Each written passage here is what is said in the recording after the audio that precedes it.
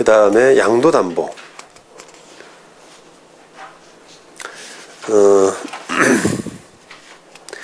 그 66년 대법원 사례를 보시면, 이게 양도담보 차원에서 대지를, 그러니까, 양도담보한 후에, 그러니까, 갑이, 이게 채권자 채무자라고 하네요. 채무자 소유로 있다가, 이 대지를 채권자 앞으로 양도담보를 했어요. 하고, 그 후에, 그, 채무자가 건물을 지었다는 겁니다.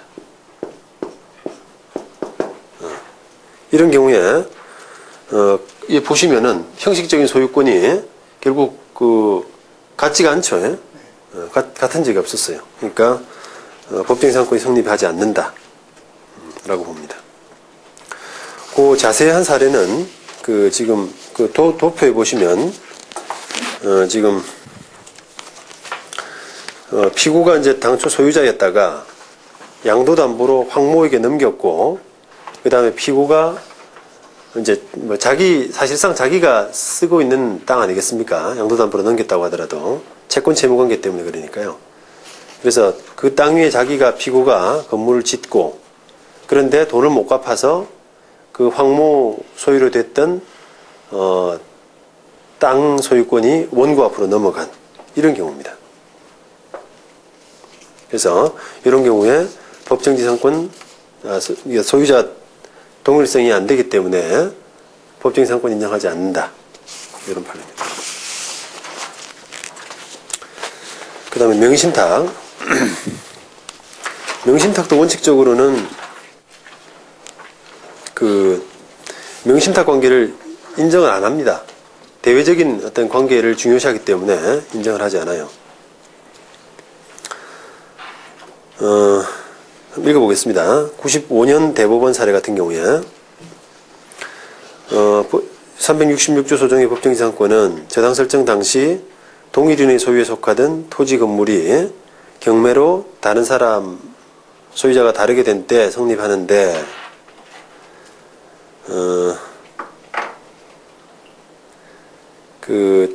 따라서 이 소유자를 각기 달리하고 있던 중에 소유권이 변경된 경우에는 법정지상권 성립 여지가 없다.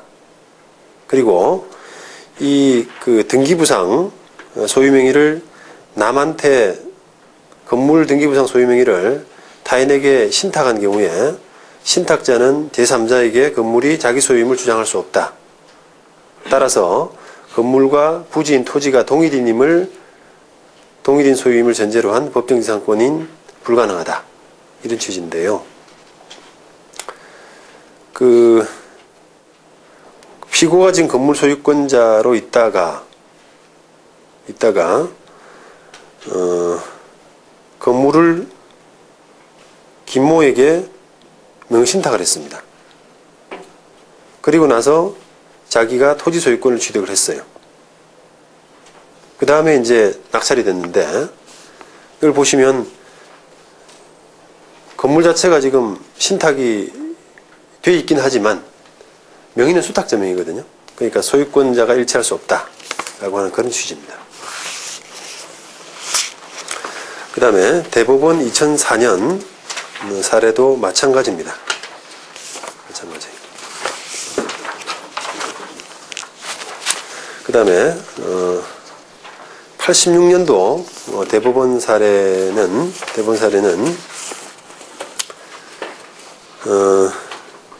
저기 땅을 이제 이거 도표를 한번 보시겠어요? 땅을 이제 원래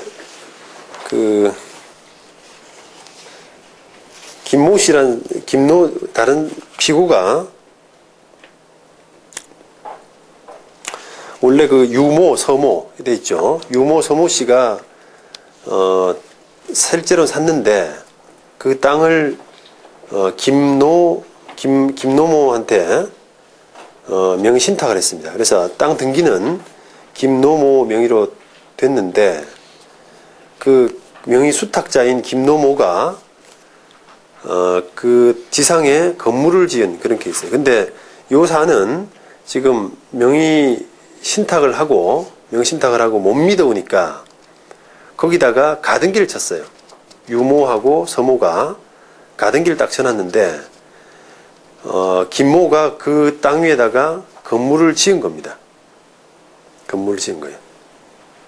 그래서 그 건물 소유권이 피고한테 넘어가고 그 다음에 유모하고 서모가 그 자기가 가등기 해둔 그 본등기를 자기 앞으로 넘기고 다시 원고가 취득한 이런 경우인데, 이 경우를 보면은 사실 그냥 형식상으로 보면은 명의수탁자와 건물 토지 소유권하고 건물 소유권이 그 김노모 명의로 되어 있기 때문에 같이 있다가 떨어져 나간 경우로 볼 수 있지만, 이 사례는 지금 명의 신탁을 땅을 김노모한테 명의 신탁을 하면서 가등기를 쳐줬기 때문에 그 가등기에 의해서 대항하지 못한다.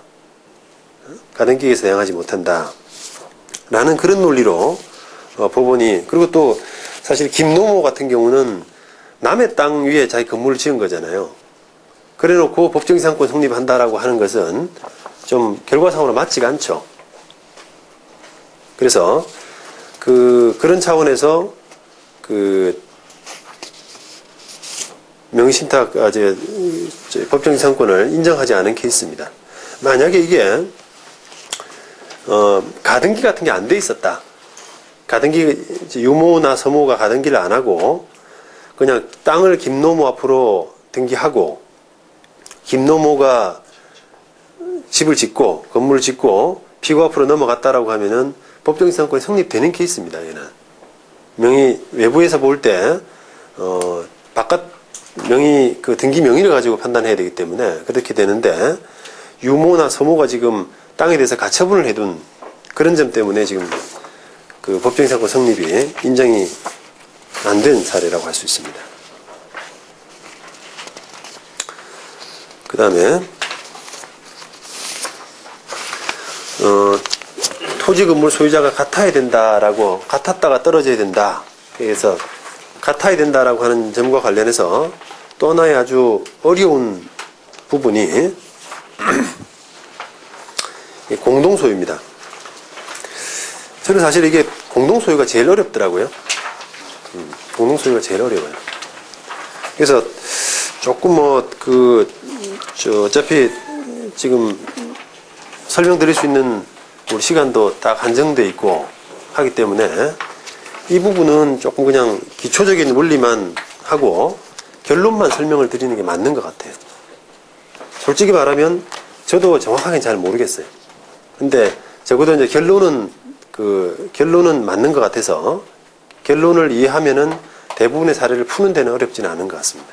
그래서 일단 해결할 수 있는 그 어떤 그 도구라 그럴까요? 그 정도 차원에서만 설명을 하도록 하겠습니다.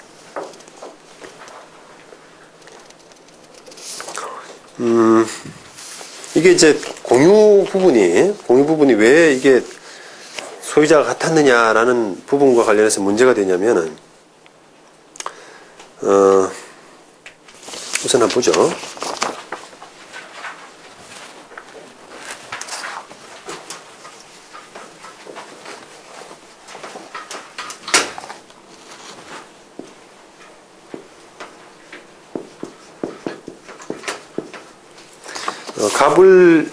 토지가 이제 갑을 공동소유고, 그 다음에 지상 건물이 이렇게 갑소유인데,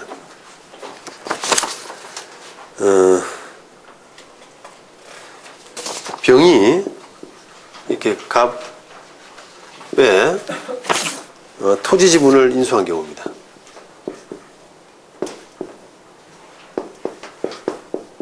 여기 이제 뒷페이지 보시면 제1유형의 1번 케이스인데요. 이게 공유관계가 이제 토지가 공유관계가 될 수가 있고, 또 건물이 공유관계가 될 수가 있고, 복잡하거든요. 복잡한데 그거를 우리 학설은 지금 논의하는 게 없어요. 우리는 지금 논의되고 있는 게 전혀 없습니다.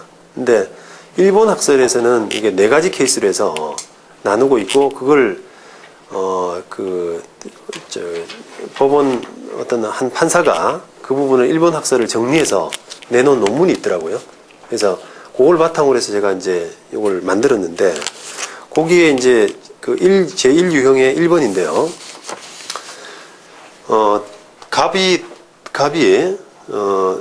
갑을 공동 소유, 물론 이제 그 설명을 조금 더 드리자면은, 우리가 공유 중에서, 구분 소유적 공유 관계는 특별합니다.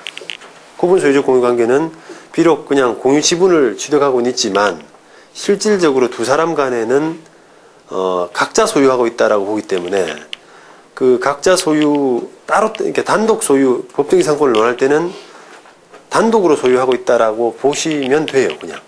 근데 공유 관계는 그렇지가 않아요.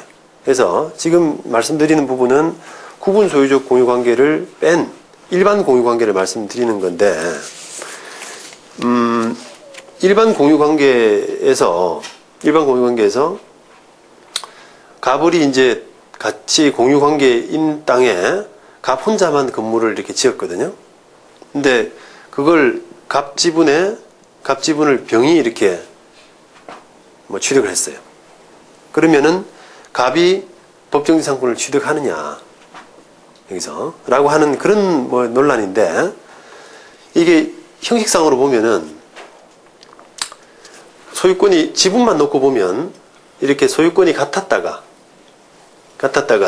이렇게 다르게 된 경우이기 때문에, 그죠? 같았다가 다르게 된 경우이기 때문에 법정지상권이 성립되는 것처럼 보여질 수가 있어요. 그래서 지금 이제 소유자가 같았느냐라고 하는 분야에서 공유 지분이 문제가 되고 있는 겁니다. 그런데 이게 아까 말씀드린 것처럼 난해하고 조금 결론 정도만 이해하면은 여러분들이 이해하시는데 적용하시는 데는 무리가 없다고 보기 때문에, 대충 보면 결론적으로 말씀드리면은 이게 대법원 2004년 사례에 요 같은 사안입니다. 지금 요 같은 사안에서 취지를 읽어드릴게요.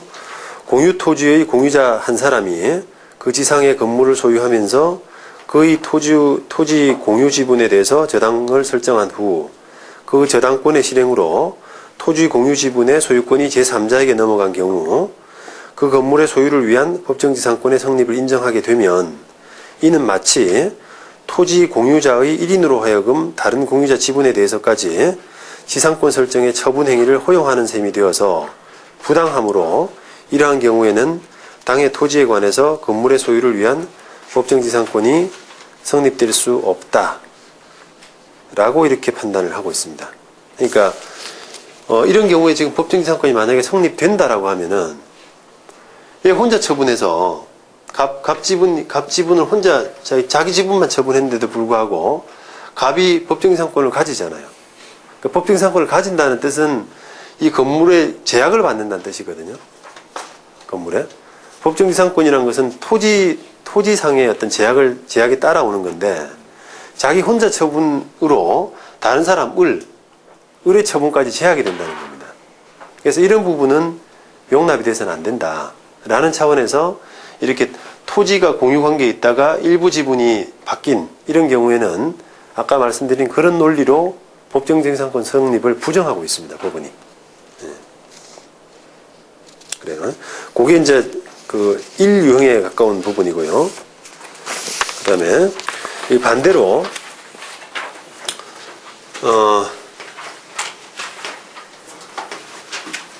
제1유형의 특징은 지금 토지 지분이 공유입니다. 공유인데, 제2유형의 특징은 제2유형을 보시면은 이거 지상 건물이 공유예요. 건물이 공유입니다. 그래서 이런 경우에는 지금 대법원 77년도 그 판례를 소개시켜 드렸는데, 이런 경우에 그 지분 취득 이 변동이 있을 때 법정지상권의 성립은 인정된다라고 하는 것이 판례입니다. 인정된다.